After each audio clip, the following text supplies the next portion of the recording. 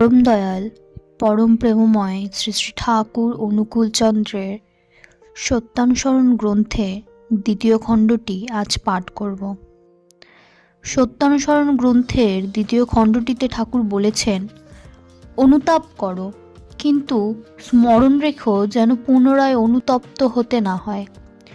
যখনই তোমার কুকর্মের জন্য তুমি অনুতপ্ত হবে, তখনই পরমপিতা তোমাকে ক্ষমা করবেন। আর ক্ষমা হলেই বুঝতে পারবে তোমার হৃদয়ে পবিত্র সান্ত্বনা আসছে। আর তাহলেই তুমি বিনীত, শান্ত ও আনন্দিত হবে। যে অনুতপ্ত হয়েও পুনরায় সেই প্রকার দুষ্কর্মে রত হয়, বুঝতে হবে সে সত্যেরই অত্যন্ত দুর্গতিতে পতিত হবে। শুধু মুখে মুখে অনুতাপই নয়, ও আরও অন্তরে অনুতাপ আসার অন্তরায়। প্রকৃত অনুতাপ এলে তার সমস্ত লক্ষণই অল্প বিস্তর প্রকাশ পায়। জয়গুরু বলে আমি আমার সত্যানুসরণ গ্রন্থের দ্বিতীয় খণ্ডটি আজ শেষ করছি।